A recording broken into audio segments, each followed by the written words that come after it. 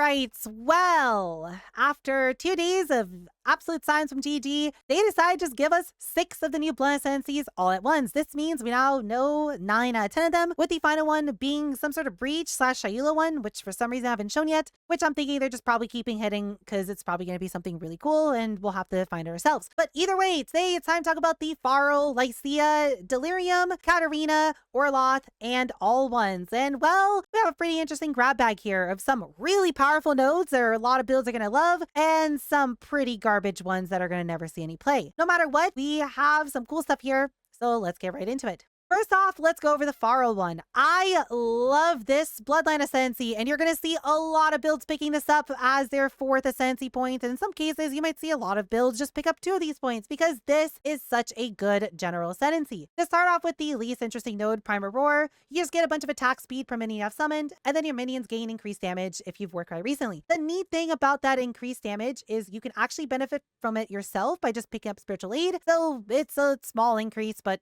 80% generic increase is not really that good for 2 Ascendancy points. What is really interesting here is going to be Hunt Leader, which lets you summon tigers for critting with literally any skill. We don't know any of the stats on these tigers, and honestly, it's probably best to just assume the tigers are going to suck as an actual minion. But the neat thing here is that you're going to gain increased attack speed and cast speed along with critical strike chance per tiger you have summoned. We don't know how many you can have, and we don't know how much per, but I assume you're probably going to get somewhere around like 200% increased crit and maybe like 40-50% increased attack speed for having all of them active. That's my guess, given that the next node we're going to talk about is going to give you basically that permanently. So this has to at least be a little bit better than that. But I can see this being really good in pretty much any generic build that wants attack speed and crit chance that already has a fast hitting attack. So you're probably going to see a lot of attack builds pick this up because, spoiler, most of the other ones kind of suck for attack builds. Same for bows. You'll probably see a lot of bow builds pick this one up. But if you're not interested in Hunt Leader, then we have Ferric Will, Fertile Will, and Wild Will, which are really fun. The node leading to it, the small node, makes it so you can only have 1 Spectre, which makes sense. Otherwise, these would be quite broken. But the nodes afterwards, the 3 wills, will then permanently give that Spectre a different presence, which is an aura around it that will affect you. Will give you a lot of accuracy rating and a bunch of crit chance, as well as make you immune to critical hits. Fertile will give you some regen, a bunch of generic damage, and immunity to stuns, which is really nice. There's very few sources of can't be stun in the game, so this is now just a generic one that any build can pick up for just picking up a Spectre. And then Wild Will give you a bunch of attack speed, cast speed, and movement speed that stacks with Onslaught, and then it makes you immune to action speed reductions. So this is really, really good for doing any sort of T17 content. Now, the only thing here is I need to use a Beast Spectre for this, so this is just any Spectre tagged as a Beast. And your realistic option for this is just going to be going over to Harvest and grabbing yourself a Crush Claw, as that is the single healthiest Spectre in the game that is Beast tag. And with that, you should have no issues ever worrying about this dying outside of maybe super juiced T17s, so you permanently have these buffs. It's also worth mentioning they also get 3 random head-hunter buffs every single zone you go into, so sometimes you'll get like a Wrath Aura or Haste Aura or Fizz Damage Aura, which is going to be quite fun. You just get a little bit of extra power, but even just their basic presences are going to be really strong. All right, going from one hard hitter to the other, we have the Lycia one where, well, you just get half of an original sin through Sinner Saint. This node is insane. Poison Spark is back through this, and a lot of other builds are going to gain a stupid amount of free damage. At the same time, this is a massive buff to Zenith because you just get, well, half of an original sin to begin with, and you are going to see a lot of people pick this up just for that. This has so much potential in so many different builds, and I absolutely love a node like this existing in the game, and I can kind of see this getting nerfed next week. It's quite broken. We also have Farewell to Flesh, which just gives you a stupid amount of Herald effect, and is going to give you effectively 99% more damage with Herald of Agony, potentially bringing that build back, which is really exciting for me as it's an all-time favorite build for me. The increased buff effect is also kind of silly. If you basically fully focus on buff effect, you can get 500% more buff effect currently on one Herald of your choosing. So Herald of Thunder Auto Bomber or Herald of Ash Auto Bomber are eating good. Bitter Heresy is also pretty interesting. It's a really good way of getting Profane Ground, which just gives you 100% increased crit chance and increased curse effect. This is going to pair up really well with Bottled Faith, and my god, is this going to make that flask even better than it already was. And you also grab yourself 10% less damage taken, 10% more damage done through Malediction, as well as 30% of your Fizz damage done as extra chaos. The point is that this Ascendancy is super solid for a lot of different builds, and well, if you're a Sanctum enjoyer, you're going to make a lot of money selling carries for this next season. Next up, kind of a bad one. This one's kind of niche and has some pretty interesting potential, but you're not going to really see many people run the Delve one. To start off with the most garbage node, Hallucinogenic Tendencies is basically just a PoE 2 skill. You get a little dash and it's just awful. No one's going to really play around that in my opinion. Schizophrenic disassociation is also pretty neat. It makes it so you can't use any jewels that aren't clusters, but you get 40% less damage taken from hit, and then that 40% is then dealt to you 4 seconds later. This is a really good defensive layer for something like a block build, and it's going to be quite interesting with how it works with Petrified Blood and Progenesis, basically further diluting any sort of damage you take. And I can see some builds wanting to take this, but it's really going to be kind of niche because most builds really care about their jewel sockets. So it's going to all be dependent based off of how much your build cares about that or not. Lastly, we have Manic Episodes, which is basically just the Delirium boots, but as a node. What this does is it gives you Embrace Madness, which basically just constantly debuffs you, effectively making it so your flasks don't work, you have no action speed, and you have no recovery if you leave it on permanently, which is awful. The upside is that while it's active, everything around you is going to take more damage, move slower, and have less recovery. And this is basically an aspect of the spider on crack. The cute thing here is that you can actually completely, almost permanently deal with Embrace Madness, because if you stack enough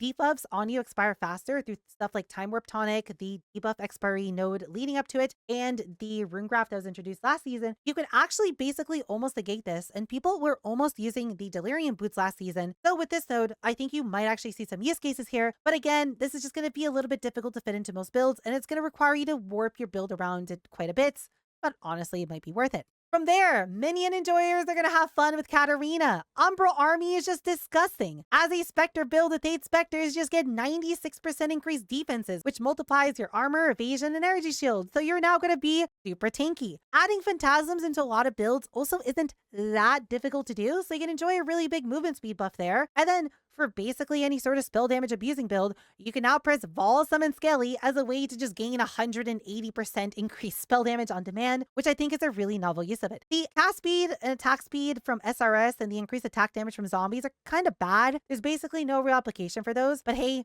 the other 3 nodes are quite good. Prolonged Servitude is also really neat. This is a node that Skeleton and SRS builds typically took on a cluster jewel that gave them the can't be killed for 4 seconds. And this is also kind of neat if you don't really care about your 4th Ascendancy point as a minion build, because this also gives you quite a big damage increase while they actually are low life. And then finally, Death Authoring. While kind of bad initially, the problem with this is if you were to refresh your offering, that does count as it expiring, so your minions would die.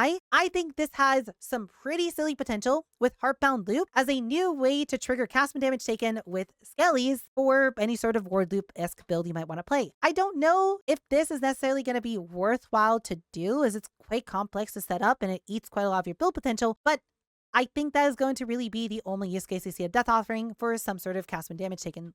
Moving on next, we have what I think is going to be my single favorite Ascendancy, the Olroth one. My god, is this thing cool, and if you're planning to play a ward build, you are super happy with this thing. Volatile Runes is just really neat. If you played Torchlight along with me, you might know about my Barrier Burst build, and this is literally just Barrier Burst in PoE. What this does is every time you take damage and your ward breaks, you trigger Ward Shatter, which is going to do a big physical hit around you that, well, might allow you to make a really neat build on an Elementalist with this. You can also pair this up with Boon of the River on the left, which just gives you a 5% chance to restore your ward. So you can do something like maybe a cast when damage taken loop that then allows you to spam out and basically auto bomb either Blade Vortexes or Blade Fall Blade Blasts to generate a lot of small hits to be able to constantly trigger the 5% chance. And then that would also hit you for the sake of triggering Volatile Runes. And from there, you just stack as much ward as possible and, well, hopefully does some damage. We don't know any numbers on this skill, so it's going to definitely be something you have to cook with post-season launch, and you can bet I'm going to try and cook something with this. I am really excited for it. You also have Boon of the Mountain and Boon of the Sun as other options to pick up with Boon of the River. I really like these. These are kind of cute. Boon of the Mountain is kind of weak. I think Boon of the Sun might see some play in some builds, but it's really difficult to beat Boon of the River, as that is just quite insane. Lastly, at the bottom, we have Enhanced Starlight, which I really like because it kind of fixes the problem with Ward, where the first hit that hits you against Ward will completely eat it. So it's completely useless if you take a small hit and you only really want it to get used for medium and large hits. Well, take this, completely fixes that, and also gives you a pretty large ward multiplier on top of that. Night Grip builds are going to love this Ascendancy, and I can honestly see them likely picking up all 3 of these nodes at once, and then just picking up 1 point from their base Ascendancy, and then maybe Flesh and Flaming a second one. This has a lot of potential. I'm definitely going to play something with this, and it's going to be quite fun.